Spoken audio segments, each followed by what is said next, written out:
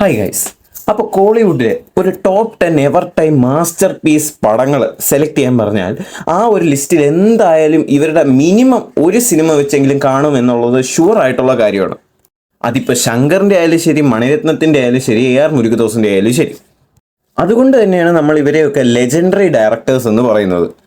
Actually നമുക്ക് കോളിവുഡ് എന്ന ഇൻഡസ്ട്രിയിലോട്ടൊരു ഭയങ്കര താല്പര്യം ഉണ്ടാവാൻ തന്നെ കാരണം ഇവരുടെയൊക്കെ പടങ്ങൾ കണ്ടാണ് നമ്മൾ വളർന്നിട്ടുള്ളത്. എസ്പെഷ്യലി ശങ്കറിൻ്റെയും മുരുകദോസിൻ്റെയും പടങ്ങൾ. ഒരു കാലത്ത് കോളിവുഡിലെ ഏറ്റവും ക്വാളിറ്റി ഉള്ള, ഏറ്റവും റിപ്പീറ്റ് വാല്യൂ ഉള്ള, എക്കാലത്തും ചർച്ച ചെയ്യപ്പെടുന്ന സിനിമകൾ എടുത്തവർ ഇന്ന് ഈ 2025 കാലഘട്ടത്തിൽ അവർ വെറും ട്രോൾ മെറ്റീരിയൽ ആയിക്കൊണ്ടിരിക്കുകയാണ്. അല്ല, അതിനിപ്പോൾ വേറെ ആരെയും കുറ്റപ്പെടുത്തിയിട്ട് കാര്യമില്ല. അവർ തന്നെ ഡയറക്റ്റ് ചെയ്ത സിനിമകൾ തന്നെയാണ് അവർ ഇന്നൊരു ലോഫിംഗ് സ്റ്റോക്ക് ആക്കിക്കൊണ്ടിരിക്കുന്നത്. ഇന്നലെ മണിരത്നത്തിൻ്റെ ഒരു സിനിമ ഇറങ്ങി, starring Kamal Haasan, written by also Kamal Haasan and Mani Ratnam. And ആ സിനിമയ്ക്ക് എന്താണ് പറ്റിക്കൊണ്ടിരിക്കുന്നത്? ആക്ച്വലി അതിൻ്റെ റിവ്യൂസ് കാണുമ്പം സത്യം പറഞ്ഞാൽ ഇത് ഏതൊരു യൂണിവേഴ്സ് എന്ന് ആലോചിച്ച് പോവുക. കാരണം കഴിഞ്ഞ കൊല്ലം വേറൊരാൾ ഇന്ത്യൻ 2 എന്നും പറഞ്ഞൊരു സാധനം ഇറക്കി, ഈ വർഷം ഗെയിം ചേഞ്ചർ എന്നും പറഞ്ഞൊരു സാധനം ഇറക്കി, മറ്റൊരാൾ ഇതാ ഈ കൊല്ലം ഇപ്പം സിക്കിന്ദർ എന്നും പറഞ്ഞൊരു സാധനം ഇറക്കി. ഇത് എങ്ങോട്ടാണ് നമ്മുടെ നാട് പോകുന്നത്? അല്ലെ, ആക്ച്വലി എന്താ ഇവർക്കൊക്കെ പറ്റിയത്? ഒരു കാലത്ത് ഭീകര സിനിമകൾ എടുത്തുകൊണ്ടിരുന്നവർ ഇന്ന് വെറും എന്താ പറയുക, സ്പൂഫ് ലെവൽ ഓഫ് സിനിമകൾ എടുത്ത് അതപ്പതിച്ചുകൊണ്ടിരിക്കുകയാണ്. നമുക്ക് ഓരോരുത്തരുടെയും കാര്യങ്ങളൊന്ന് ഡീറ്റെയിൽ ആയിട്ട് അനലൈസ് ചെയ്യാം. ആദ്യം തന്നെ ശങ്കർ. ഈ 3 പേരെ വെച്ച് കമ്പയർ ചെയ്യുകയാണെങ്കിൽ ഇവരിലെ ഒരു കാലത്തെ ഏറ്റവും മികച്ച ഡയറക്ടറും ഇപ്പോൾ ഈ 3 പേരിൽ ഏറ്റവും അതപ്പതിച്ചിട്ടുള്ളതും ശങ്കർ തന്നെയാണ്. ഇപ്പം എൻ്റെ അടുത്ത് പറയാണ്, എൻ്റെ ഫേവറേറ്റ് ആയിട്ടുള്ള ഒരു ടോപ്പ് 3 ഡയറക്ടേഴ്സിനെ പറയാൻ പറഞ്ഞാൽ ആ ഒരു ലിസ്റ്റിൽ പോലും ഉണ്ടാകുന്ന ഒരു വ്യക്തിയാണ് ശങ്കർ. കാരണം പുള്ളിയുടെ സിനിമകളൊക്കെ നമ്മളൊരു കാലത്ത് വായം പൊളിച്ചാണ് കണ്ടിട്ടുള്ളത്. അത് തിയേറ്ററിൽ കണ്ട സാധനങ്ങളായാലും TV-യിൽ കണ്ടിട്ടുള്ള സാധനങ്ങളായാലും. സോ അങ്ങേര് ഈ അടുത്തായിട്ട് ചെയ്ത് വെക്കുന്ന സാധനങ്ങൾ കാണുമ്പോൾ സത്യം പറഞ്ഞാൽ നല്ല വിഷമമുണ്ട്. പുള്ളിയുടെ ഒരു ഡൗൺഫോൾ തുടങ്ങുന്നത് ആക്ച്വലി 2018-ലാണ്. 2.0. അതും എന്തിരൻ്റെ സെക്കൻഡ് പാർട്ട്. ഓർക്കണം, എന്തിരൻ എന്ന സിനിമ 2010-ൽ ഇറങ്ങിയ, അതായത് 2009-ലൊക്കെ ഷൂട്ട് ചെയ്ത ആ ഒരു സിനിമ അന്നിറങ്ങാതെ 25-ല് ഈ ഒരു ടൈമിൽ ആ സിനിമ അതേപോലെ ഇറക്കിയിരുന്നെങ്കിലും ടെക്നിക്കലി മോസ്റ്റ് ബ്രില്യൻ്റ് ആയിട്ട് ഇരിക്കേണ്ട ഒരു സിനിമയാണത്. സോ അങ്ങനെ ഒരു സിനിമയുടെ സെക്കൻഡ് പാർട്ട് എന്നൊക്കെ പറഞ്ഞ് ഇറക്കുമ്പോൾ it has lot of responsibilities. അത് ശങ്കർ ഓർക്കേണ്ട ഒരു കാര്യം തന്നെയായിരുന്നു. എനിക്ക് പേഴ്സണലി തോന്നിയിട്ടുള്ളൊരു കാര്യം എന്ന് പറഞ്ഞാൽ ബാഹുബലി 1 and 2-ൻ്റെ ആ ഒരു സക്സസ്, എസ്പെഷ്യലി 2-ൻ്റെ ആ ഒരു 1000 crore ക്ലബ് കളക്ഷനൊക്കെ കണ്ടപ്പോൾ എന്തുകൊണ്ട് കോളിവുഡിൽ നിന്ന് ഒരു 1000 crore കളക്ട് ചെയ്യുന്ന ഒരു സിനിമ വന്നുകൂടാ എന്ന ഒരു ചിന്തയിൽ ഒരു സീക്വൽ എടുത്തതുപോലെയാണ് എനിക്ക് പേഴ്സണലി 2.0 കണ്ടപ്പോൾ തോന്നിയിട്ടുള്ളത്. ടെക്നിക്കലി ഒക്കെ ഭയങ്കര ഭീകരമായിട്ടൊരു നല്ലൊരു VFX ടീമിൻ്റെ സപ്പോർട്ടിൻ്റെ ആ ഒരു ധൈര്യത്തിൽ ശങ്കർ അങ്ങ് ഇറങ്ങി തിരിച്ചതാണ് 2.0. പക്ഷേ എന്തിരൻ്റെ ഒരു സെക്കൻഡ് പാർട്ട് ഇറക്കുമ്പോൾ അതിന് ചെയ്യേണ്ട മിനിമം ഹോംവർക്ക്സ് ഉണ്ട്. അതത്ര എളുപ്പമുള്ള കാര്യമല്ല. സോ അപ്പം യാതൊരു ഹോംവർക്കും എടുക്കാതെ ഒരു സിനിമ ചെയ്ത് അതിനെ കാണിച്ച് വെച്ചിരിക്കുന്നത്. എന്തിരനൊക്കെ എഴുതിയ പുള്ളി സുജാത, എനിക്ക് തോന്നുന്നു പുള്ളിയുടെ ലാസ്റ്റ് പടമായിരുന്നു തോന്നുന്നത്. സോ ആ പുള്ളിയൊക്കെ അത്ര ഗംഭീരമായിട്ട് ഇമോഷൻസ് വെച്ച് കളിച്ച ഒരു സിനിമ, അതിൻ്റെ സെക്കൻഡ് പാർട്ട് എന്നൊക്കെ പറയുമ്പം അത് അത്ര ഇമ്പോർട്ടൻ്റ് ആണ്. സോ അതിൽ വെറും VFX-ന് മാത്രം ഇമ്പോർട്ടൻസ് കൊടുത്തുകൊണ്ട് ശങ്കർ ചെയ്തപ്പോൾ അത് ശങ്കറിൻ്റെ ഏറ്റവും വലിയൊരു അധപ്പതത്തിനുള്ള തുടക്കമായിരുന്നു. അതെന്തുമായിരുന്നു ആ സിനിമ? യാതൊരു ഡെപ്തും ഇല്ലാത്ത ഒരു സ്റ്റോറിയും ഒരു ഇമോഷണൽ കണക്ഷൻസും ഇല്ലാത്ത, അതും ഫസ്റ്റ് പാർട്ടിലൊക്കെ ഗംഭീര ക്യാരക്ടേഴ്സിനെ കൊണ്ടുവന്നിട്ട് ഒരു ഇമ്പോർട്ടൻസും ഒന്നും ചെയ്യിക്കാനില്ലാത്ത ഒരു വെറും ഫ്ലാറ്റ് ആയിട്ടുള്ള ഒരു സ്ക്രിപ്റ്റും ആകെ കുറേ റിച്ച് ആയിട്ടുള്ള VFX സീൻസ് മാത്രം എടുത്തു വെച്ചിട്ടുള്ള ഒരു സിനിമയായിരുന്നു അത്. ബട്ട് രജനീകാന്ത് എന്നുള്ള ഒരു സൂപ്പർ സ്റ്റാറിൻ്റെ ആ ഒരു സ്റ്റാർഡത്തിൽ അത്യാവശ്യം ഒരു കളക്ഷൻ കിട്ടിയെങ്കിലും അത് യാതൊരു വിധത്തിലും ഒരു വലിയ സക്സസ് അല്ലായിരുന്നു. ഓക്കെ, അങ്ങനെ 2.0 കഴിഞ്ഞു. ബട്ട് ആ ഒരു പടത്തിന് കിട്ടിയ ഒരു നെഗറ്റീവ് റെസ്പോൺസസ് ശങ്കറിനെ വല്ലാത്ത രീതിയിൽ ബാധിച്ചു. അത് പുള്ളിയുടെ കരിയറിനെ തന്നെ എന്തോ ഒരു വലിയൊരു നാശത്തിലേക്കാണ് കൊണ്ടുപോയത്. കാരണം പിന്നെ പുള്ളിയുടെ കിളി പോയി. പുള്ളി പിന്നെ 2 സിനിമകളൊക്കെ ഒരേ സമയം ഷൂട്ട് ചെയ്യാനൊക്കെ തുടങ്ങി. ഒരു സിനിമ ഷൂട്ട് ചെയ്യും, അത് അവിടെ നിർത്തി വെച്ചിട്ട് അടുത്ത സിനിമ ഷൂട്ട് ചെയ്യും. ആക്ച്വലി എന്നിട്ട് ആ ഷൂട്ട് ചെയ്ത 2 സാധനങ്ങളാണ് ഇന്ത്യൻ 2 ഗെയിം ചേഞ്ചറും. ഇന്ത്യൻ 2വിനെ കുറിച്ചൊക്കെ എന്തോ പറയാനാ, അതിനെക്കുറിച്ചൊന്നും പറയാൻ വാക്കുകളില്ല. അത്രയും കൾട്ടായിട്ടുള്ള ഒരു ക്യാരക്ടറിനെ ഒക്കെ ഇങ്ങനെ കൊണ്ടുവന്ന് കോമാളിയാക്കാൻ, ആ ഒരു നടനെ ഇങ്ങനെ കോമാളിയാക്കാൻ. ആക്ച്വലി കമലഹാസനൊക്കെ ഈ ഒരു സിനിമ എങ്ങനെ അത് അക്സെപ്റ്റ് ചെയ്തെന്ന് എനിക്ക് ഇപ്പോഴും വിശ്വസിക്കാൻ പറ്റുന്നില്ല, ടു ബി ഫ്രാങ്ക്. അമ്മാതിരി കോമാളി പടമൊക്കെ എടുത്തപ്പം അതാണ് ഒരു ഇന്ത്യൻ സിനിമയിൽ അല്ലെങ്കിൽ ലോക സിനിമയിൽ ഒരു ലെജൻഡറി ഡയറക്ടറിന് അതപ്പതിക്കാൻ പറ്റുന്നതിൻ്റെ അങ്ങേ അറ്റമാണ് ഇന്ത്യൻ 2. അതിലും ഭീകരമായിട്ടൊരു തോൽവി സിനിമ ഒരു ലെജൻഡറി ഡയറക്ടറിനും എടുക്കാൻ പറ്റത്തില്ല. അത് കഴിഞ്ഞാണ് ഗെയിം ചേഞ്ചർ എന്നും പറഞ്ഞൊരു സാധനം ശങ്കർ തന്നെ ഈ വർഷം തുടക്കത്തിൽ ഇറക്കി വിട്ടത്. But to be frank, comparing to Indian 2, that movie is much better. പക്ഷേ എന്തൊക്കെ പറഞ്ഞാലും അതും ശങ്കർ എന്നൊരു ഡയറക്ടറിൻ്റെ നിലവാരത്തിൻ്റെ 7 അയലത്ത് വെക്കാൻ കൊള്ളാവുന്ന ഒരു സാധനമല്ല. പണ്ടൊക്കെ ശങ്കർ ഒരു സോങ്ങിന് വേണ്ടി പൊട്ടിക്കുന്ന ബഡ്ജറ്റ് എന്ന് പറഞ്ഞാൽ, ഫസ്റ്റ് ഓഫ് ഓൾ ആ സോങ് കേൾക്കാൻ നല്ലതായിരിക്കും. സെക്കൻഡ്, അതിൻ്റെ എടുത്ത് വെച്ചിരിക്കുന്നത് ആ ഒരു ക്യാരക്ടേഴ്സ് അല്ലെങ്കിൽ ആ ഒരു സ്റ്റാർസിൻ്റെ ഒക്കെ ഓറയൊക്കെ നല്ല രീതിയിൽ മാച്ച് ചെയ്യുന്നുണ്ടാവും. അത് നല്ല രീതിയിൽ ക്വാളിറ്റിയിലാണ് ശങ്കർ എടുക്കുന്നത്. ബട്ട് 2.0 തൊട്ട് എന്തുവാ, ഒന്നാമത് ആ പാട്ടുകൾക്ക് തന്നെ യാതൊരു വിധത്തിലുള്ള ഒരു ക്വാളിറ്റി ഇല്ല. അപ്പം അത്രയും ക്വാളിറ്റി ഇല്ലാത്ത പാട്ടുകൾക്ക് എന്തിനാണ് 25, 30, 70 കോടിയൊക്കെ മുടക്കി എടുക്കുന്നത്? വെറുതെ പ്രൊഡ്യൂസറിൻ്റെ കാശ് നശിപ്പിക്കാനല്ലേ. It's very important to be updated. അതിപ്പോൾ ഏത് മേഖലയായാലും, സിനിമയെന്നല്ല, അതിപ്പോൾ നിങ്ങൾ വർക്ക് ചെയ്യുന്ന ഏത് മേഖലയിലായാലും എപ്പോഴും അപ്ഡേറ്റ് ആയിരിക്കുക എന്നുള്ളത് വളരെ വളരെ ഇമ്പോർട്ടൻ്റ് ആയിട്ടുള്ള കാര്യമാണ്. അല്ലെങ്കിൽ നിങ്ങൾ ഡൗൺഫോളിലോട്ടേ പോകത്തുള്ളൂ. അത് നാച്ചുറൽ ആയിട്ടുള്ളൊരു കാര്യമാണ്. കാരണം കാലഘട്ടത്തിനനുസരിച്ച് മാറുക. അതിപ്പോൾ ടെക്നോളജിക്കലി ആയാലും ആർട്ടിസ്റ്റിക്കലി ആയാലും നിങ്ങളുടെ ഐഡിയാസിനെ നിലവിലത്തെ സാഹചര്യങ്ങളുമായിട്ട് മേർജ് ചെയ്യാൻ നോക്കുക. അല്ലാതെ വീണ്ടും 2000, 1900 കാലഘട്ടത്തിലെ സാധനങ്ങൾ 2025 ഇറക്കാൻ പോക്കി അത് ഒരു പരാജയം ആവത്തേ ഉള്ളൂ. അതിനെ യാതൊരു വിധത്തിൽ കുറ്റം പറയാൻ പറ്റത്തില്ല. നാട്ടുകാർ എന്ത് പറയാൻ പറ്റും അതിന്? ആൻഡ് ഈ ഒരു കാലഘട്ടം എന്ന് പറഞ്ഞാൽ പഴയതുപോലെ അല്ല. ഒരു സാധനം അത് മോശമാണെന്ന് വന്നു കഴിഞ്ഞാൽ അതിന് കിട്ടുന്ന ക്രിറ്റിസിസം അത് ഭയങ്കര ഭീകരമായിരിക്കും. അത് അത്രയ്ക്ക് വലുതാണ് ഇന്ന് സോഷ്യൽ മീഡിയ. സോ നാട്ടുകാർ മൊത്തം കാണും. പഴയ പോലെ അല്ല, പണ്ടത്തെ പോലെ ടിവിയും തിയേറ്ററും മാത്രമല്ല സിനിമ കാണാനുള്ള മേഖല. അതുപോലെ പ്ലാറ്റ്ഫോംസ് ഒക്കെ ഭയങ്കരമായിട്ട് വലുതായി. സോ ഒരു മോശം സിനിമ ഇറക്കിയ ഒരു നല്ല സിനിമയ്ക്ക് കിട്ടുന്ന അപ്രീസിയേഷൻസിനെയും കാട്ടി കൂടുതൽ ഇരട്ടി ട്രോള് കിട്ടും. അപ്പം ആ ഒരു കാലഘട്ടത്തിൽ ഇമാതിരി കോമാളി പടങ്ങൾ ഒരു ലെജൻഡറി ഡയറക്ടർ എടുക്കുക എന്ന് പറഞ്ഞാൽ, എൻ്റെ ഐക്ക് ശേഷം ശങ്കർ ആക്ച്വലി വിക്രമിനെയും വിജയിനെയും വെച്ചൊരു സിനിമ എടുക്കുന്നു എന്നൊരു ടോക്സ് ഒക്കെ വന്നതാണ്. ബട്ട് പിന്നെയാണ് കാര്യങ്ങൾ നേരെ ഷിഫ്റ്റ് ആവുകയും 2.0, രജനീകാന്ത്, എമി ജാക്സൺ, ഇന്ത്യൻ 3 ഒക്കെ ഇനി ഇറങ്ങുമെന്ന് ഒരു പിടുത്തവും ഇല്ല. അതുപോലെ തന്നെ സൂര്യമായിട്ടൊരു ഫിലിം ശങ്കർ ചെയ്യാൻ പോകുന്നു എന്ന് പറഞ്ഞു. എന്തൊക്കെ ആയാലും ഈ ഒരു കാലഘട്ടത്തിൽ സിനിമ എടുക്കുമ്പം വെറുതെ പാട്ടുകൾക്ക് മാത്രം കുറെ പണം മുടക്കിയതുകൊണ്ടോ, കുറെ ബ്രഹ്മാണ്ഡമെന്ന് തോന്നുന്ന കുറെ സാധനങ്ങൾ ചെയ്തു വെച്ചതുകൊണ്ടോ, VFX ചെയ്തുകൊണ്ടൊന്നും ഒരു കാര്യമില്ല. സ്ക്രിപ്റ്റ് അങ്ങനെ ഭീകര സ്ക്രിപ്റ്റ് ഒന്നും ഈ ഒരു കാലഘട്ടത്തിൽ വേണ്ട. ബട്ട് എഴുതി വെച്ചിരിക്കുന്ന സാധനത്തിൽ എന്തെങ്കിലും വേണം. കാണുന്ന ക്യാരക്ടേഴ്സിന് ഇമോഷണലി ആയാലും എന്തെങ്കിലും സാധനങ്ങൾ വേണം. നിങ്ങൾ ഈ സെക്കൻഡ് പാർട്ട് പിടിക്കുന്ന അപരാധം വിട്ടിട്ട് പുതിയ പുതിയ സ്ക്രിപ്റ്റുകൾ തിരഞ്ഞെടുക്കുക. നല്ല നല്ല സ്ക്രിപ്റ്റ് റൈറ്റേഴ്സുമായിട്ട് ഡിസ്കസ് ചെയ്യുക. Sujatha, he's a big miss. പക്ഷേ ഇപ്പോഴും ഉണ്ട്, കഴിവുള്ള ഒരുപാട് പിള്ളേരുണ്ട്. അവരുമായിട്ടൊക്കെ ഡിസ്കസ് ചെയ്യുക. വെറുതെ പണം മുടക്കണം, ഒരു സിനിമ എന്ന് പറഞ്ഞാൽ ഇത്ര പണം മുടക്കണം എന്നുള്ള ചിന്ത മാറ്റി നല്ല നല്ല സിനിമകൾ എടുക്കുക. നിങ്ങളെപ്പോലെ കൊമേഴ്ഷ്യലി ബിഗ് പടങ്ങൾ ചെയ്യാനുള്ള വേറെ ആരും ഇവിടെ ഇപ്പോഴും വന്നിട്ടില്ല. മുരുകദോസിന്റെ കാര്യം പറഞ്ഞാൽ സൂപ്പർ സ്റ്റാർസിന്, എസ്പെഷ്യലി വിജയ്, സൂര്യ, അജിത്ത്, ഇവർക്കൊക്കെ ഐക്കോണിക് ആയിട്ടുള്ള ക്യാരക്ടേഴ്സും ഐക്കോണിക് ആയിട്ടുള്ള ഒരുപാട് പടങ്ങളും കൊടുത്തിട്ടുള്ള ഒരു മനുഷ്യൻ. വിജയുടെ ഒക്കെ കാര്യം പറഞ്ഞാൽ തുപ്പാക്കി, കത്തി, ആ ഒരു 2 സാധനങ്ങൾ വെച്ചാണ് വിജയ് ആക്ച്വലി ഇന്നൊരു സൂപ്പർ സ്റ്റാർ ആയിട്ടുണ്ടെങ്കിൽ അതിൻ്റെ ഏറ്റവും ബേസ് തുപ്പാക്കിയും കത്തിയും തന്നെയാണ്. ഇന്നും ഹെയ്റ്റ് ഇല്ലാത്ത വിജയുടെ ഒരു സിനിമയ്ക്ക് ഹെയ്റ്റേഴ്സ് ഇല്ലാത്ത പടങ്ങളുണ്ടെങ്കിൽ അത് അഫ്കോഴ്സ് തുപ്പാക്കി കത്തിയൊക്കെയാണ്. സൂര്യക്കൊക്കെ അവസാനമായിട്ട് ഞാനൊരു ഗംഭീര ഒരു ഔട്ട് ഓഫ് ദ വേൾഡ് പടം കണ്ടത് 7 അറിവാണ്. അത് ചെയ്തു കൊടുത്ത മനുഷ്യനാണ്. ഗജിനി, അജിത്തിന് ദീന, അമ്മാതിരി സാധനങ്ങൾ ചെയ്തിരുന്ന ഒരു മനുഷ്യനാണ്. കൊമേഴ്ഷ്യൽ പടങ്ങൾ അന്ന് എടുക്കാൻ ആ സ്റ്റാർസിനെയൊക്കെ പ്രസന്റ് ചെയ്യാൻ ഇത്രയും കഴിവുള്ള ഒരു മനുഷ്യൻ വേറെ ഇല്ലായിരുന്നു.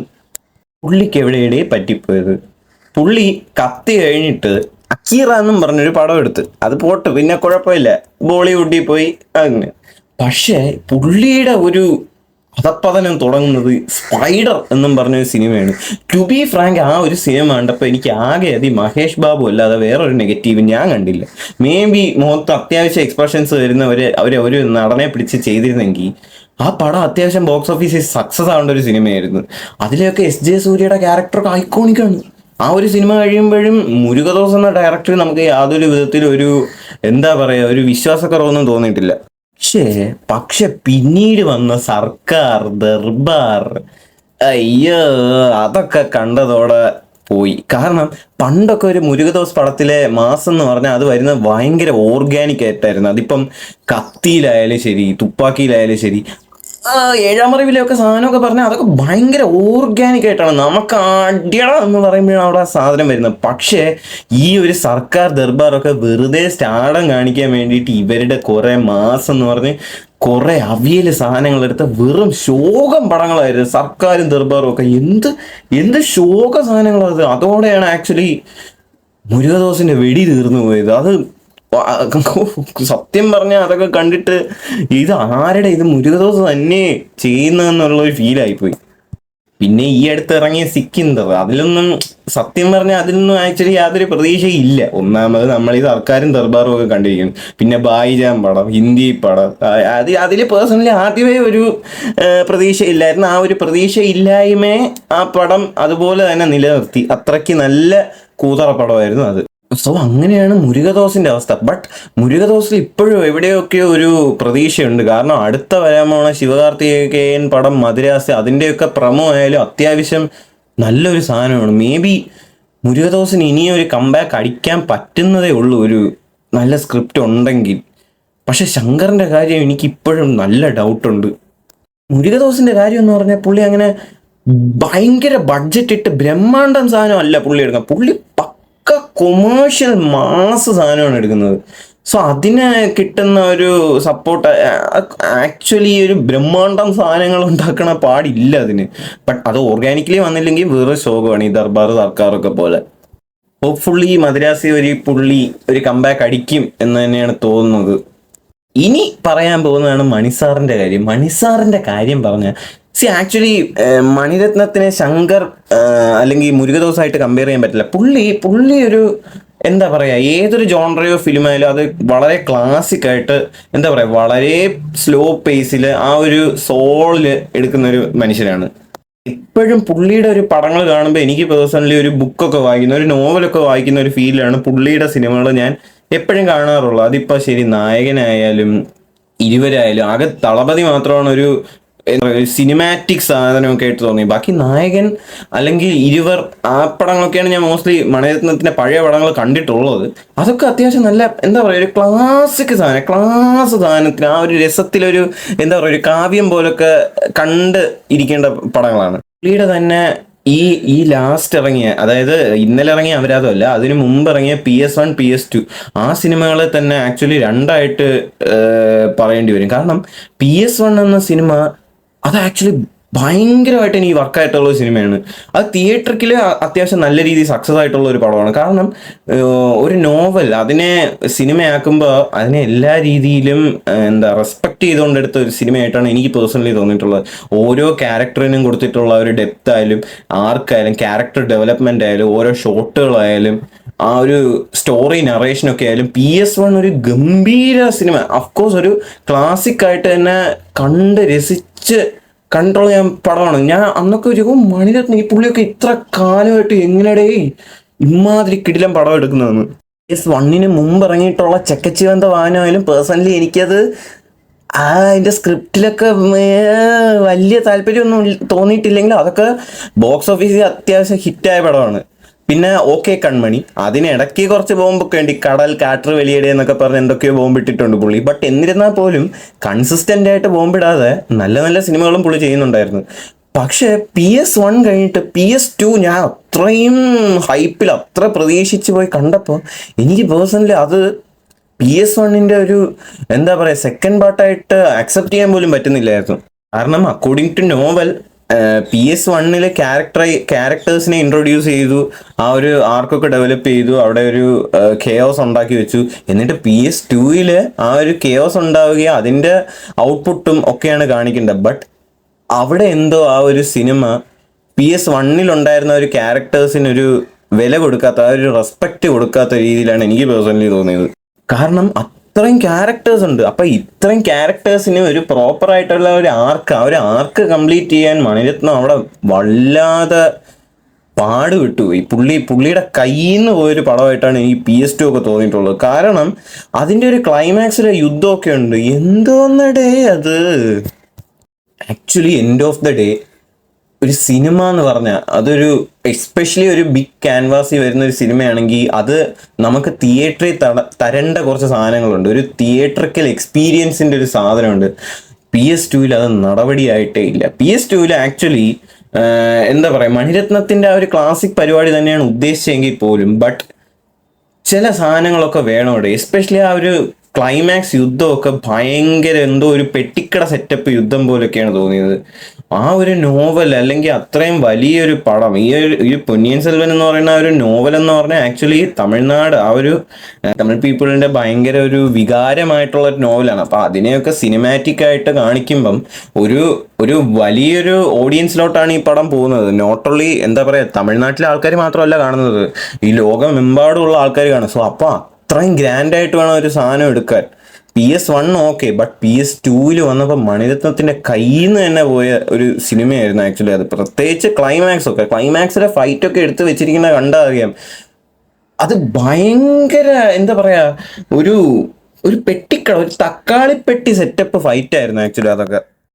അതൊക്കെ കാണുമ്പോഴാണ് ഒരു ഫൈറ്റൊക്കെ എത്ര ഗ്രാൻഡ് ആയിട്ടാണ് ഓരോരുത്തർ, എസ്പെഷ്യലി രാജമൗലിയൊക്കെ ചെയ്ത് വെക്കുന്നത് ഓരോ പടങ്ങളിൽ നിന്ന് ആലോചിച്ച് പോകുന്നത്. കാരണം ഒരു യുദ്ധമൊക്കെ എന്ന് പറഞ്ഞാൽ നമുക്ക് ആ ഒരു ഫീല് വരണം. അതിപ്പോൾ ഈ അടുത്തിറങ്ങിയ ചാവേലായാലും ശരി ആ ഒരു സാധനം കിട്ടുന്നുണ്ടായിരുന്നു. ബട്ട് പൊന്നിയിൻ സെൽവൻ 2 അതില്ല.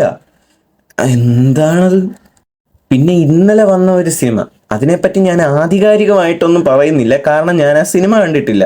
ബട്ട് എന്നിരുന്നാൽ പോലും അതിന് വരുന്ന റിവ്യൂസ് കേട്ടിട്ട് അമ്മാതിരി ഒരു സ്ക്രിപ്റ്റൊക്കെ ഇപ്പോഴും സിനിമയാക്കാൻ മണിരത്നത്തിന് തോന്നുന്നുണ്ട്. ആ സിനിമയുടെ സ്ക്രിപ്റ്റ് റൈറ്റേഴ്സ് മണിരത്നവും കമലഹാസനുമാണ്. ഒന്ന് ആലോചിച്ച് നോക്കണം, അങ്ങനത്തെ ഒരു സിനിമയുടെ സ്ക്രിപ്റ്റിനാണ് ഇന്ന് അമ്മാതിരി ട്രോള് കിട്ടുന്നത്. സോ അപ്ഡേറ്റ് ആവേണ്ടത് അപ്ഡേറ്റ് ആയേ പറ്റത്തുള്ളൂ. ബട്ട് കമ്പാരിറ്റീവ്ലി മറ്റ് രണ്ടുപേരുടെ അത്രയും മണിരത്നം അതപ്പതിച്ചിട്ടുണ്ടോ എന്ന് ചോദിച്ചാൽ എനിക്ക് അത്രയ്ക്ക് തോന്നുന്നില്ല. കാരണം പുള്ളിയുടെ കഴിഞ്ഞിറങ്ങിയ 2 പടങ്ങളായാലും PS1 ആയാലും PS2 എനിക്ക് പേഴ്സണലി യാതൊരു വിധത്തിലും ഇഷ്ടപ്പെട്ടില്ലെങ്കിൽ പോലും അത് രണ്ടും അത്യാവശ്യം ബോക്സ് ഓഫീസിൽ സക്സസ് ആയ പടങ്ങളാണ്. മാത്രമല്ല ഈ തഗ് ലൈഫിൻ്റെയൊക്കെ ഒരു പ്രൊമോ ടീസർ ഇറങ്ങിയിട്ടുണ്ടായിരുന്നു. ആ ഒരു കാലത്ത് ആ ഒരു ടൈമിൽ ആ ഒരു ടീസറൊക്കെ അമ്മാതിരി ക്വാളിറ്റി സാധനം തന്നെയായിരുന്നു. അതൊക്കെ കണ്ടപ്പോൾ എന്തോ ഒരു ഗ്രാൻഡ് സാധനം വരുന്നുണ്ടെന്നാണ് വിചാരിച്ചത്. So Mani Ratnam is technically is aware, but എന്താ പറയുക, സ്ക്രിപ്റ്റിൽ ഉള്ള സാധനം ഈസ് വെരി ഇമ്പോർട്ടൻറ്റ്. നിങ്ങൾ ഇപ്പോഴും 90s 80s അന്തക്കാലത്തെ സ്ക്രിപ്റ്റ് ഒക്കെ വെച്ചാണ് ഇപ്പോഴും ഒരു സിനിമ എടുക്കാൻ ഇറങ്ങുന്നതെങ്കിൽ ടെക്നിക്കലി എത്ര മികച്ചതായിട്ടും കാര്യമില്ല. എത്ര സ്റ്റാർസിനെ കൊണ്ടുവന്നെന്ന് പറഞ്ഞിട്ട് കാര്യമില്ല, എത്ര ബ്രഹ്മാണ്ഡമായിട്ട് പാട്ടെടുത്തെന്ന് പറഞ്ഞിട്ടും കാര്യമില്ല, എന്തോരം മാസ സീൻ ഫൈറ്റ് കത്തി കുത്തി കയറ്റി എന്ന് പറഞ്ഞിട്ട് ഒരു കാര്യവുമില്ല. സ്ക്രിപ്റ്റിൽ എന്തെങ്കിലും വേണം. And you should have proper awareness about the current situations. അതിപ്പോൾ ഏത് മേഖലയായാലും ഒന്നുമില്ലാതെ ഇതുപോലത്തെ വണ്ടി ഏതോ കാലത്ത് നിന്ന് വണ്ടി കിട്ടാത്ത രീതിയിലുള്ള സിനിമകൾ ചെയ്തുകൊണ്ടിരുന്നാൽ നിങ്ങളെ പോലുള്ള ലെജൻസ് കോമഡി പീസ് ആയിക്കൊണ്ടേ ഇരിക്കത്തുള്ളൂ. ഇന്നത്തെ കാലഘട്ടത്തിന് അങ്ങനെ യാതൊരു വിധത്തിലുള്ള വകഭേദങ്ങളൊന്നും ഇല്ല. നിങ്ങൾ അന്നൊരു ഭീകര സിനിമ എടുത്തെന്ന് കരുതി പിന്നീട് ഇന്നൊരു കോമാളി പടം എടുത്താ അന്ന് ഗംഭീര പടം എടുത്തല്ലേ അപ്പോൾ ഒന്നും പറയണ്ട എന്ന് പറഞ്ഞ് നിൽക്കുന്ന ഒരു ജനറേഷൻ അല്ല ഇത്. ബട്ട് അതുപോലെ തന്നെ നാളെ നിങ്ങളൊരു നല്ല സിനിമ എടുത്താൽ ഇന്നത്തെ ഈ ഒരു ഇതൊന്നും അവർ ഓർക്കത്തില്ല, അവരാ നല്ല സിനിമയെ സപ്പോർട്ട് ചെയ്യത്തേ ഉള്ളൂ. സോ ടൈം എടുത്ത സ്ക്രിപ്റ്റിലൊക്കെ നല്ല രീതിയിൽ വർക്ക് ചെയ്യുക. ഒരിക്കലും വളരെ ബ്ലൈൻഡ് ആയിട്ടുള്ളൊരു സ്ക്രിപ്റ്റ് ഒന്നും എടുത്ത് സിനിമ ഉണ്ടാകാൻ നിൽക്കരുത്.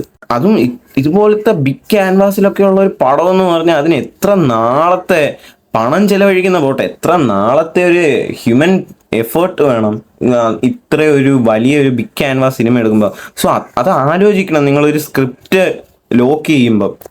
തഗ് ലൈഫിനെ കുറിച്ചൊക്കെ കുറച്ച് പറയാനുണ്ട്, പക്ഷെ ഇപ്പൊ പറയാൻ പറ്റത്തില്ല, OTT വരട്ടെ.